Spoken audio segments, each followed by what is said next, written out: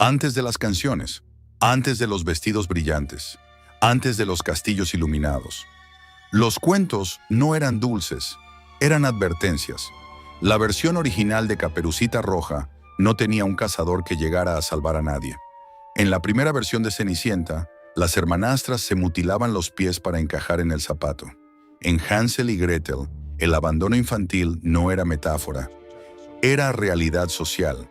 Durante siglos, estas historias no se contaban para dormir niños, se contaban para enseñar a sobrevivir. Entonces surge la pregunta, ¿cuándo decidimos convertir la oscuridad en fantasía? Imagina Europa hace 600 años. No hay electricidad, no hay hospitales modernos, no hay seguridad social. La muerte es cotidiana, la hambruna es recurrente. Los inviernos son brutales. El bosque no es romántico, es territorio de lobos, de bandidos, de desapariciones. El miedo no es psicológico, es físico. Los cuentos nacen aquí, no como entretenimiento, sino como advertencia. El bosque representa lo desconocido, el lobo representa al depredador, la bruja representa el hambre, la marginación, la amenaza.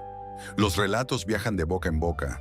No existen libros ilustrados, existen fogatas, existen sombras proyectadas contra la pared, existen adultos hablando en voz baja mientras los niños escuchan, aunque no deberían, porque originalmente no eran historias para ellos.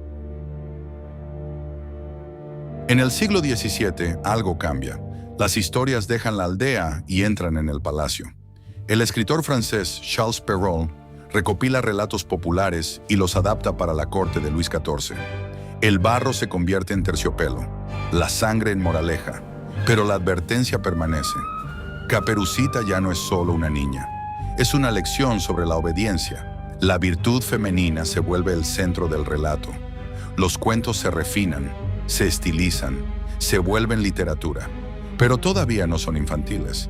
Son instrumentos sociales, son códigos culturales, son pedagogía moral disfrazada de fantasía. En 1812, dos académicos alemanes publican una recopilación folclórica, los hermanos Grimm. Su objetivo no es entretener, es preservar la identidad alemana en tiempos de fragmentación política. La primera edición es brutal.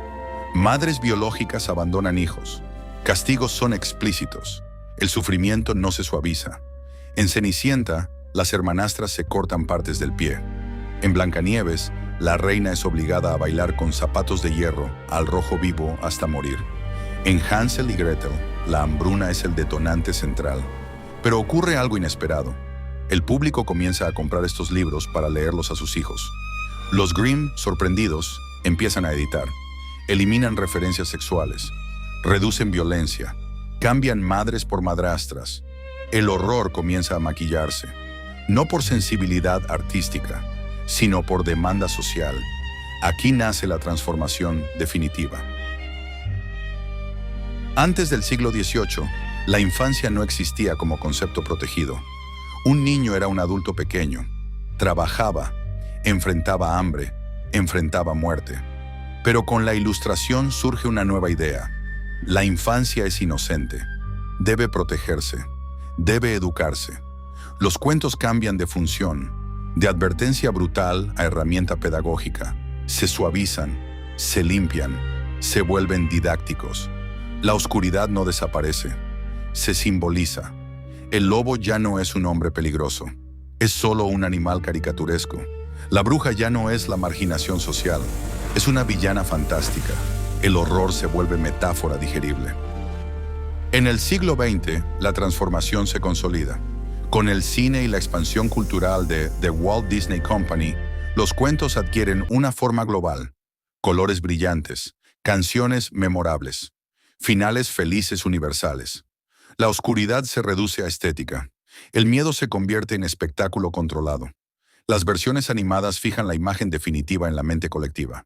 Y lo que fue advertencia se convierte en entretenimiento familiar. Tal vez creemos que los cuentos cambiaron, pero la verdad es otra. La oscuridad no desapareció, se transformó. Migró al cine de terror, a la fantasía oscura, a las historias psicológicas. Seguimos necesitando hablar del miedo, solo que ahora lo hacemos con otros símbolos. Quizá los cuentos nunca fueron realmente infantiles. Quizá siempre fueron espejos, espejos del hambre, del miedo, de la fragilidad humana. Y cada vez que abrimos uno de esos libros, aunque esté lleno de colores, una sombra antigua todavía susurra entre las páginas. Si este video te gustó, suscríbete.